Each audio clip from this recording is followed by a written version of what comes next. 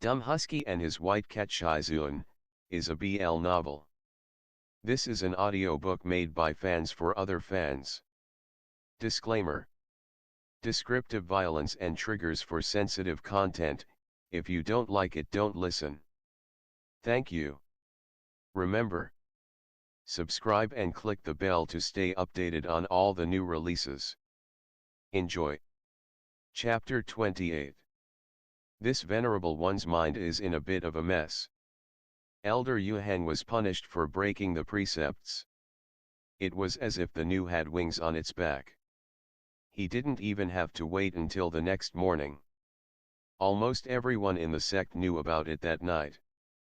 If it were an ordinary person with 200 sticks, they would probably be beaten to death. Even if it was a cultivator, it would be enough to drink a pot of it. Xuemeng jumped up when she heard about it. What? Shizun went to the commandment court. Young master, go and talk to the honorable lord. Shizun is already injured. How can he endure 200 strikes? Xuemeng was about to go crazy. My father? No, my father is still at the snow-treading palace and hasn't come back yet. The pigeon will only arrive the next day. Why didn't you stop Shizun? Amoran and Shimei glanced at each other. Stop Chu Wanning? Who in this world could stop him? No, I'll go find him now. Xuemeng rushed towards the commandment court. Before he entered the courtyard, he saw a group of disciples of the commandment elders blocking the entrance of the main hall. They were whispering to each other. Why are you blocking them? Get out of the way. Get out of the way. Young master. Ah, the young master is here. Get out of the way, the young master is here. The disciples quickly parted on both sides, making way for Xuemeng. The door of the Green Sky Hall was wide open, and Chu Wanning was kneeling in the middle. His body was straight, and his eyes were closed. The commandment elder held the iron staff in his hand and was reciting the laws of the summit of life and death. Every time he finished reciting a rule, the iron staff would strike Chu Wanning's back. The 91st rule of the sect: do not injure the innocent, do not use immortal arts on mortals. Under the staff, do you have any complaints? No complaints. The 92nd rule of the sect: do not act rashly. Under the staff, do you have any complaints? No complaints. The commandment elder did not dare to be lenient, and could only carry out the order impartially. After more than 90 strokes, Chu Wanning's white robe was completely soaked with blood. Xuemeng respected Chu Wanning the most. Seeing this, her eyes were bloodshot and she shouted, Shizun. Chu Wanning turned a deaf ear to him, his eyes still closed, his brows slightly furrowed. The commandment elder looked at the door and said in a low voice, Elder Yuheng, the young master is here. I'm not deaf, I heard you. Chu Wanning's mouth was bleeding, but he did not raise his eyes. He's a child making a ruckus, don't bother. The commandment elder sighed. Yuheng, why are you doing this? My disciple is always disobedient. Chu Wanning said indifferently, if I don't follow the law and accept punishment today, how can I have the face to discipline others in the future? You can continue. Sigh, the commandment elder looked at Chu Wanning's pale and slender neck, which was poking out from the edge of his wide collar, hanging down gently like a thin puff of smoke. He could not help but say, then at least it's a little lighter. This is no different from deceiving others, Chu Wanning said, don't worry, it's only 200 strokes, I can take it. Elder Yuheng. Commandment elder, you don't have to say any more, just continue. The iron staff finally came down again. Xuemeng's voice was distorted, Elder commandment elder. Why don't you fucking stop? Where did you place me? You hit me, Shizun. It's me, Shizun. The commandment elder could only brace himself and pretend that he did not hear it. Xuemeng was so angry that his lungs were about to explode. Did you not hear me, old man? I order you to stop. You, if you dare to hit him again, I. He stared for a long time, but he could not think of anything to say. After all, he was only a 15-year-old youth, and no matter how favored he was, his strength and experience were far inferior to the elders, so he could only mutter out a few words with a red face. I'll tell my father to expel you. Chu Wanning let out an imperceptible sigh. 97 strikes. 98 strikes. 99 strikes. 100 strikes. His clothes were torn, and the blood was glaring and flow. Xuemeng could not bear it any longer. His eyes were red with anxiety, and he was about to rush in recklessly. However, Chu Wanning suddenly opened his eyes, raised his hand, and waved, and a barrier instantly slashed down, blocking the entrance, knocking Xuemeng back a few steps, and he almost fell to the ground. Chu Wanning coughed out blood, and rolled his eyes. His pair of sharp, lightning-like phoenix eyes slanted at him. Shame on you, get lost. Shizun. Chu Wanning said harshly, since when did the young master of the peak of life and death order the discipline elders to bend the law for personal gain? Get lost. Xuemeng stared at him, and his eyes were wide open, as if there were water droplets swirling in them. Ran touched his chin, and the corners of his mouth were still curled up. Aya, not good, Feng Huang is going to cry.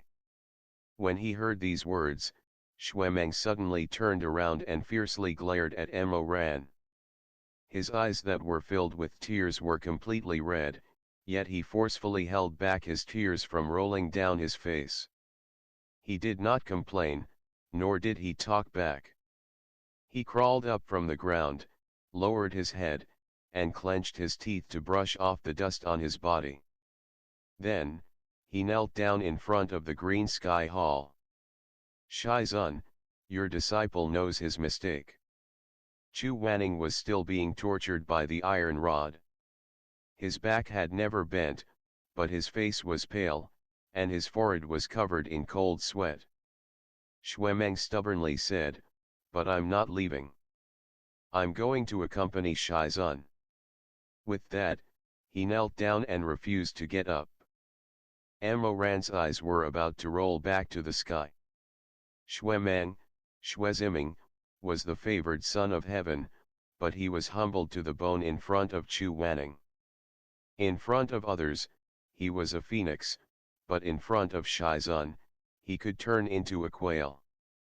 If not for the fact that Xuemeng didn't like men, Ran would have suspected that this fellow must have taken a liking to Chu Wanning, which was why he was so determined and unrepentant. Shizun hit him on the left side of his face, but this little quail could also hit him on the right side of his face. I'm impressed, I'm impressed. He really is a good lackey. Although his heart was filled with disdain, his cheeks were still sore for some reason. Ran stared at Xuemeng for a while, and the more he looked, the more upset he felt. He felt that he couldn't let Xuemeng alone express his loyalty. Chu Wanning didn't like him in the first place. If Xuemeng were to make a scene like this, wouldn't Chu Wanning be even more biased in the future? Therefore, he simply knelt down beside Xuemeng as well. I'll accompany Shizun as well. She may naturally knelt down as well, and the three disciples knelt outside, waiting for him. When the disciples of the other elders heard the news, they all came to the commandment court under various pretexts to watch the commotion. Oh my God, why is it Elder Yu Heng? I heard that he beat up an ordinary person in a fit of rage. Ah! So fierce. SHH, be quiet, if Elder Yuheng hears you, he'll beat you later. Someone else asked, why is young master kneeling down?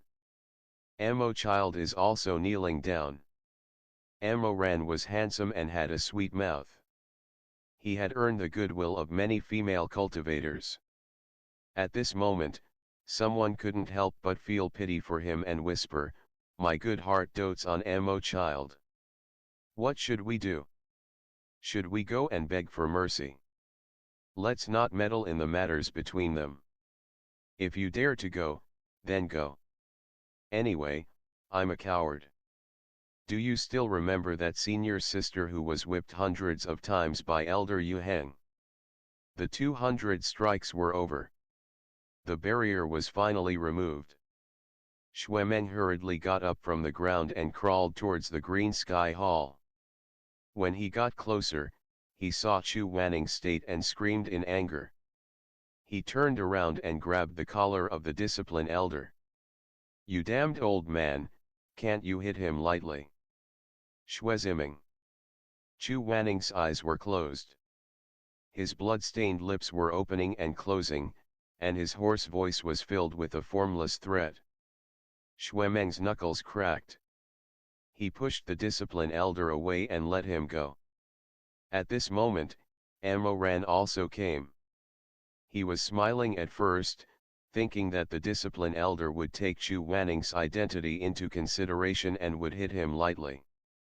However, when he looked down at Chu Wanning's wounds, the smile on his face suddenly froze. Chu Wanning didn't tell the discipline elder that his shoulder was injured. More or less, most of the 200 staffs were whipped, they all landed on the old scar on his shoulder. The new wound stacked on top of the old one. Chu Wanning, you. Are you crazy? His pupils shrunk, and a strong sense of resentment rose in his heart. Amo Ran didn't know what he was resentful or angry about. He only felt a raging fire rising in his stomach, burning his internal organs dry and scorching. He was used to Chu Wanning being tortured by him until he was on his last breath, crushing his pride and tarnishing his innocence. However, Amo Ran couldn't stand the fact that Chu Wanning's wounds were all inflicted by someone else. Perhaps it was because he hadn't forgotten what happened in his previous life, but Amo Ran subconsciously felt that this person was his. Whether he was dead or alive, whether he hated or despised him, it was all his. At first, he didn't care about Chu Wanning's punishment because he thought that since Chu Wanning was an elder, the 200 strikes would not be a heavy punishment. At the very least, he would avoid the unhealed wound on his shoulder. However, Chu Wanning actually didn't say anything. He actually didn't say anything. What was this madman doing? What was he trying to endure? What was he stubbornly holding on for? His mind was in a mess. Amo Ran wanted to raise his hand to help him up, but Xuemeng had already taken Chu Wanning by one step and helped him up. Amo Ran's hand hovered in the air, and after a while, he put it down again. He watched Xuemeng help Chu Wanning walk away, and he didn't know what to feel. He wanted to follow, but he didn't want to move away. The matters of his previous life were all in the past. Right now, Chu Wanning was only his shixiong. Between them, any messy, hateful, and charming entanglement had yet to occur. He shouldn't have had such thoughts. It didn't matter who beat Chu Wanning, who supported him, who liked to be with him, or who killed him, it had nothing to do with him. Shi Mei came to his side. Let's go take a look with young master. I'm not going, it's enough that Xuemeng is here. I can't be of much help, and more people will only add to the mess. Amo Ran's expression didn't change, but his heart was in a mess. He really didn't understand what he was feeling right now. Was it hatred? End of the chapter. Stay tuned for more BL.